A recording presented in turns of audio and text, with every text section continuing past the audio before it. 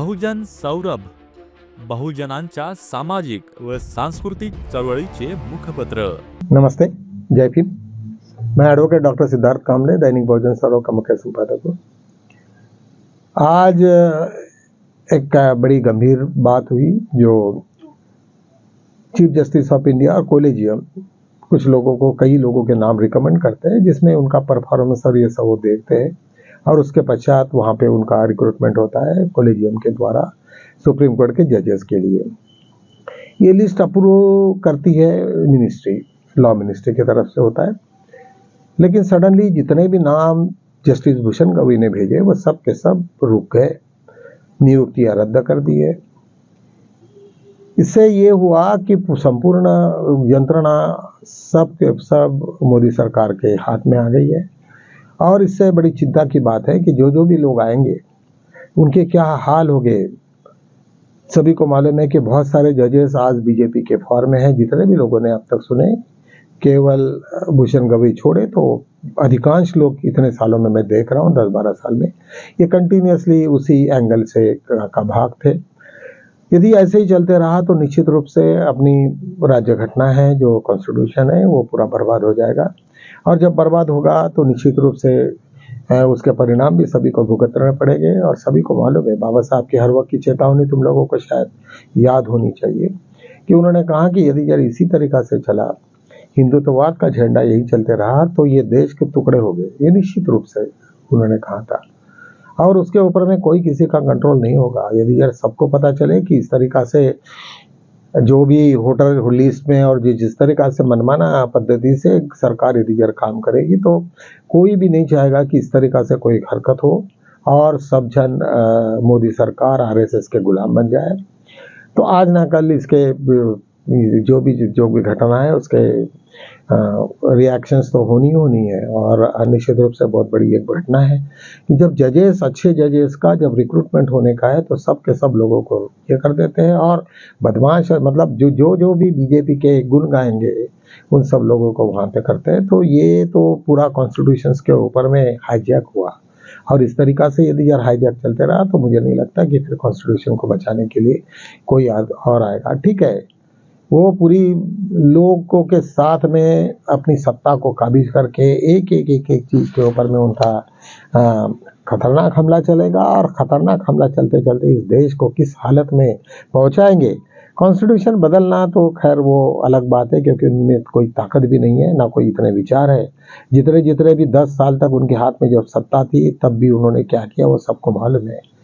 और जब ऐसे सिचुएशन में जब देश आ जाएगा तो देश के बारे में बड़ी चिंताजनक बात है। खैर वो पुराना जमाना अलग ही था, जब SC ST OBC के साथ में जिस तरीका से ये व्यवहार हो रहा था। अभी पूरे विश्व में अभी वो सिचुएशन नहीं है, लेकिन किसी ना किसी चीज से अपने हाथ में सत्ता रखने की जो बात है वो सब लोगों का हो रहा है। अभी फिलहाल में ही महाराष्ट्र में उद्धव ठाकरे और राज ठाकरे इकट्ठा हो गए। राज ठाकरे ने तो ऐलान भी कर दिया जब तक वो गुजरात के जितने भी ये रहेंगे नेम प्लेट हो या ये गुजराती भाषा में रहेंगे तो उसको निकाल के फेंकेंगे। इसका मतलब वो क्रूरता और ये हर चीज़ों से कितना दिन तक कौन किसको डराते रहेगा, ये नहीं चलता है। कितने भी बार अपना एक आधे कोई घर का बड़ा प्रमुख हो और ये बार बार बच्चों को डराते रहे तो एक दिन उसका एक खत्मा होना ही होना रहता है। और ये बात पूरी ये है, मतलब जगमान्य है, पूरे सभी को मालूम है कि एक ना एक दिन बुराई का अंत होना ही होना है। ये तो सब लोग को जानते हैं। आज दोनों सदनों में आज नरेंद्र मोदी जी प्राइम मिनिस्टर प्रकट हो गए। मेरे ख्याल से 104 मिनट का उनका जो भाषण रहा केवल, और वहाँ से भाषण देके वो भाग गए, क्योंकि उनको ना किसी को जवाब देना था। बार बार जो लीडर ऑफ अपोजिशन पूछ रहे थे कि भाई ये डोनाल्ड ट्रम्प बार बार तुम्हारे युद्ध रुका रहे, ये ऐसा कह रहे, वो ट्वीट के हैं, तुम्हारा क्या रिश्ता है। यही नहीं तो मिस्टर झा करके वहाँ पे एक मेंबर ऑफ पार्लियामेंट है, उन्होंने यहाँ तक बोला कि तुम यदि यार इसके ऊपर में चुप्पी साधे तो हमें ही करना पड़ेगा कि ये मोदी का निषेध हमको यहाँ करना पड़ेगा। और ये सब सिचुएशन देखते हुए उन्हें ऐसा लगा कि ये सब पूरा का पूरा देश किसी और के गुलाम हो गए, जैसे पहले ब्रिटिश का गुलाम था, अभी अमेरिका के गुलाम हो गए। इसके पीछे की पार्श्वभूमि तुम्हें सभी को मालूम है कि जब तक अडानी वहाँ पे लटके हुए हैं, उनको उन्होंने उल्टा टांग के रखा है, और जब तक वो उल्टा टांगे रहेगा तो तब तक अमेरिका का उनको सहना पड़ेगा, क्योंकि उनको मालूम है ये पूरे देश की जो भी जिस तरीका से भी जो गुंडागर्दी और ये सब चल रही है, उसके पीछे में जो कोई ताकतें लगी है, वो फाइनेंशियल बैकिंग वाले जो ताकतें हैं वो इन्हीं के हाथ में है। और यदि ऐसा ही रहा तो मुझे ये नहीं लगता कि कोई शायद ऐसा ना हो कि अमेरिका का एक कॉन्टिनेंट बन जाएगा भारत देश, और भारत देश का पूरा निस्तनाबूत हो जाएगा और कहीं तो भी हुकूमत आ जाएगी। ऐसे टाइप के बहुत सारे किसी को प्रयास करने को कोई ये नहीं है, और हो सकता है कि आने वाले दिनों में क्या क्या होगा। वो कहेंगे ठीक है भाई, अमेरिका का है, हमारे यहाँ पे हम लोग अमेरिका की कॉलोनी बना लेते हैं, क्योंकि अमेरिका ने बहुत सारे देशों में अमेरिकन कॉलोनीज बनाई हैं, वहाँ पे उनके ये है और बड़े बड़े ठिकान हैं, वहाँ से वो ये कर सकते हैं, वहाँ पे वार कर सकते हैं। और हो सकता है कि ऐसे ही वक्त कोई मोदी गवर्नमेंट अमेरिकन गवर्नमेंट के साथ में कोई ऐसा कॉन्ट्रैक्ट कर ले कि भाई पर्टिकुलर एरिया हम आपको दे दें, कि जिसके वजह से पाकिस्तान और पूरा चाइना दोनों को भी वो संभालें और यहाँ पे कॉन्टिनेंट में कुछ अपना ये दादागिरी करें। कुछ भी संभव है, कुछ भी संभव है। तो करके मुझे ऐसा लगता है कि आज की जो भी बहस हो गई उससे बहुत सारी चीज़ें सामने में आ गए। कई बार उन्होंने यहाँ तक डोनाल्ड ट्रंप ने आज, यदि तुमने इस एग्रीमेंट्स को नहीं सहा, नहीं उसको क्लियर किया, तो हम 25% टेरिफ तक लगाएंगे। जैसे मोदी जी का भाषण हो गया 2 मिनट में फिर डोनाल्ड ट्रंप वही बात को रिपीट कर रहे हैं। इसका मतलब क्या है? इसका मतलब ये है कि दादागिरी का ये बहुत आलम है और होगा। मुझे तो लगता है कि अभी यही इसी प्रकार से चलते रहा और अमेरिका की कॉलोनी भी आ गई तो क्या, हमको किससे क्या लेना देना है? वो तो होना ही होना है। वैसे भी कोई जॉब वाब तो है नहीं, गवर्नमेंट नाम की चीज़ नहीं है। कम से कम कुछ ना कुछ तभी इनके ऊपर में पड़ेंगे। जो आज पूरी जो ये है जिनकी पकड़ यहाँ पे है पूरे इसमें पार्लियामेंट में, अडानी की जो पकड़ है, तो कल शायद हो सकता है और किसी की होगी और कुछ हो सकता है। तो ये तो सब चेंजेस होते रहते हैं। आज और एक संजय सिंह का बड़ा वीडियो बड़ा ये आ गया कि इनके ISI के साथ में संबंध है अमित शाह के। उन्होंने कहा कि आसिम खान जो ISI का सबसे बड़ा ये है जिसका लीडर है, और उसके साथ में इन्होंने जिस तरीका से हमारे अमित शाह ने जो बात की, और एक तरफ में हमारे योद्धा लोग मिलिट्री लड़ रही है और दूसरे तरफ पे उसके साथ भी इनकी बातें चल रही है। क्या इसका क्या सिग्नल्स है? इस तरीका से इतने गंदे घिनौने उनके ऊपर में चार्जेस है और वो चुप रही। गवर्नमेंट ने पूछा, गवर्नमेंट ने तो यही कह रहे थे कि भाई तुम्हारे पास क्या प्रूफ है, तो उन्होंने सब बताया कि सब ये ऐसा ऐसा हुआ और सीज फायर करने की कोई ज़रूरत ही नहीं। पहले ही तो इन्होंने जैसे भी ऑपरेशन सिंदूर हुआ तब उन्हीं को गवर्नमेंट को चेतावनी दी थी कि भाई नहीं, हम लोग तुम्हें कोई इंजरी नहीं करेंगे, हम इसको ये करेंगे उसमें, और हमारे कई लोग मारे गए। तो ये सब चीज़ें जो हो रही है वो बहुत ही दर्दनाक है। और उसमें फिर बाद में सभी डोनाल्ड ट्रंप का निषेध किया है और सभी लोगों ने अब काफ़ी मतलब आज का जो ये रहा बहुत ही ये हुआ।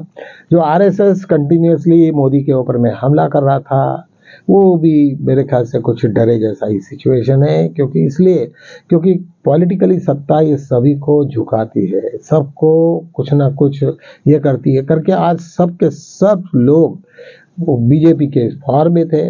लोगों ने कुछ छोटी मोटी चिमटियाँ ली, लेकिन डायरेक्टली हमला जो करना था वो कुछ हुआ नहीं।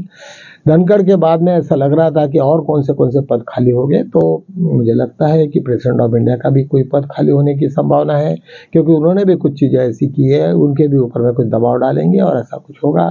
बहुत सारी सिचुएशन होगी मित्रों, लेकिन एक बात को तो तुम्हें ध्यान रखना पड़ेगा कि ये इसी तरीका से चलता रहा तो देश में बहुत बड़े हलचल होगी। ये देश के टुकड़े होने की संभावना को हम नकार नहीं सकते हैं, क्योंकि हर स्टेट को लगेगा कि भाई हमको हमारे ऊपर में पूरा हाईजैक कर रहा है सेंट्रल, तो निश्चित रूप से वो अपने आप को डरेंगे, अपने अस्तित्व के लिए डरेंगे। आज देखिए कि ठाकरे पूरी फैमिली आज महाराष्ट्र में उनका इतना दबदबा था और उन्हीं के साथ में उनके मिला के आज बीजेपी इतनी ऊपर गई और उन्हीं को पूरा का पूरा ख़त्म करने में आया।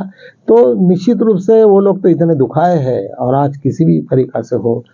कुछ बातें हम लोगों के भी इसमें मुझे अच्छी नहीं लगी। कुछ लोगों ने राहुल गांधी के ऊपर में कुछ चिमटे लेने वाली बातें हमारे भी इसमें हुई है, वो अच्छा नहीं है। आज का सिचुएशन तुम्हें समझना चाहिए कि अभी हम किस दौर से चल रहे हैं। अभी हम लोगों को जिस तरीका से अभी मेरे ख्याल से आज कुछ एक यहाँ पे एक सभा भी है महाबोधि सोसाइटी की। अरे महाबोधि सोसाइटी रही या दुनिया की कोई भी चीज़ अच्छी, हमें मालूम है हमारा श्रद्धा स्थान है, लेकिन आज पॉलिटिकल सिचुएशन हमारे फेवरेबल नहीं है। और जब पॉलिटिकली सिचुएशन फेवरेबल नहीं तो तुम लाख कर लो, उन्होंने तो सुप्रीम कोर्ट वगैरह सब कर लिया, और तुम्हारी इतनी ताकत नहीं है। तुम्हारे बीच में, हमारे SC/ST के भी बीच में ऐसे कई स्लीपर सेल्स है जो उनके लिए काम करते हैं, और बिना मतलब के बहस को, बिना मतलब ये करते रहते हैं, अपने आप को लोगों के ये करते हैं, किसी न किसी ने उचकाए हुए रहते हैं। तो मुझे लगता है ये सब सिचुएशंस को रोकना चाहिए। हम अम्बेडकराइट लोग आज ऐसे सिचुएशन में किसी भी प्रकार का कोई भी विवादास्पद कोई भी भाष्य न करें। यही समझे कि ये बीजेपी का अंत कैसा होगा, उसके लिए हम लोगों ने क्या करना चाहिए। RSS का अंत कैसा होगा, ये विषमतावादी जो संस्थाएं हैं, विषमतावादी लोग हैं, इनका किस तरीका से हमें ये करना पड़ेगा। लेकिन निश्चित रूप से अभी बिहार के मामले में सभी लोग सतर्क हो गए। सुप्रीम कोर्ट का जिस तरीका से भी ये हमला हुआ, और उन्होंने जिस बिना कारण से 8 अगस्त को उसकी डेट दी है, तो अच्छा नहीं है। यदि यार इसी तरीका से रहा तो मुझे बड़ा ये लगता है। अंत में जाते जाते मैं आपको एक बात कहूँगा कि ये जो मैं तब से सोच रहा था, कई लोगों से चर्चा भी की कि चीफ जस्टिस ऑफ इंडिया की नियुक्ति का आधार क्या है, सिलेक्शन की मेथड है या सीनियरिटी कम फिटनेस है। क्योंकि वहाँ तो सीनियरिटी कम फिटनेस देखते, फिटनेस था भाई, नामो निशान नहीं है, सिर्फ सीनियर।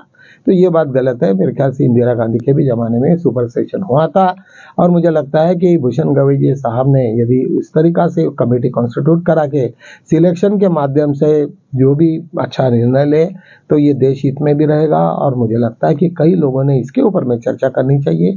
आज का वक्त है, हमें महाबोधि के ऊपर में जब तक पॉलिटिकली सिचुएशन हमारे फेवरेबल नहीं होती, तब तुम्हें कुछ देर के लिए शांत रहना पड़ेगा। कई सालों से वो चल रहा है, और इसमें बहुत सारे लोग ऐसे लोग इन्वॉल्व हो जाते हैं कि जिसका हमें पता भी नहीं चलता कि ये क्या कर रहे हैं।